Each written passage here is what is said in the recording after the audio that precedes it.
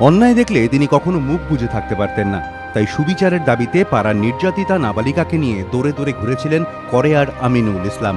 সময়টা 2012 সালের অক্টোবর।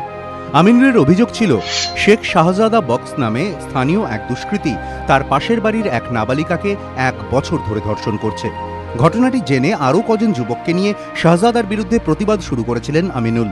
অভিযোগ, পুলিশ প্রথমে লিখিত অভিযোগ নিতে চায়নি, পরে গত বছর 31 অক্টোবর অভিযোগটি নেয় পুলিশ। পরিজনদের দাবি, যেদিন শাহজাদার বিরুদ্ধে পুলিশ অভিযোগ নেয় শাহজাদার স্ত্রী নীলোফার বেগম, সেই দিনই আমিনুল ও তার 4 বন্ধুর বিরুদ্ধে বাড়ি ভাঙচুর ও ডাকাতির অভিযোগ দায়ের করেন। এলাকার বাসিন্দাদের একাংশ অভিযোগ করে শাহজাদার সঙ্গে পুলিশের একাংশের ওঠা বসা রয়েছে, তাই পুলিশ ওর বিরুদ্ধে কোনো ব্যবস্থা নেয়নি, উল্টে মানসিকভাবে বিপর্যস্ত ও কোণঠাসা করেছে আমিনুলকে। প্রতিবাদ করে ডাকাত তকমা মেলার পরই আমিনুল করেয়া থানার সামনে গায়ে আগুন দেন। প্রায় 1 মাস ধরে লড়াই চালানোর পর স্বর হারায় তার প্রতিবাদী কণ্ঠ।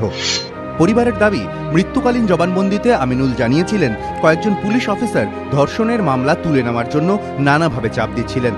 জবানবন্দিতে করেয়া থানার 2 সাব ইন্সপেক্টর রঞ্জিত যাদব, বিনোদ কুমার, কনস্টেবল হারুন খান এবং এক প্রাক্তন কনস্টেবল নাসিম খানের বিরুদ্ধে অভিযোগ করেন আমিনুল। এবিপি গোষ্ঠী প্রথম আমিনুলের আত্মহত্যা এবং তার নেপথ্যের ঘটনা রাজ্যের মানুষের সামনে আনে। এবিপি আনন্দর প্রতিপক্ষ অনুষ্ঠানে ছেলের ছবির সামনে দাঁড়িয়ে কান্নায় গলা বুজে আসে আমিনুলের মা বাবার।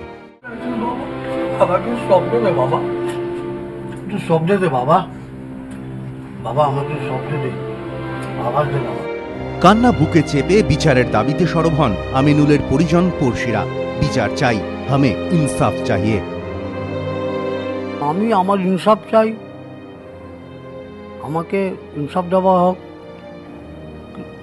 থেকে, তাহলে আমি তো দিতে পারি, আমি বাঁচতে পারি। তবে এই ঘটনাই প্রথম নয়। অন্যের বিপদে স্বার্থহীনভাবে ঝাঁপিয়ে পড়ার জন্য আমিনুলকে অনেকেই এক ডাকে চেনেন।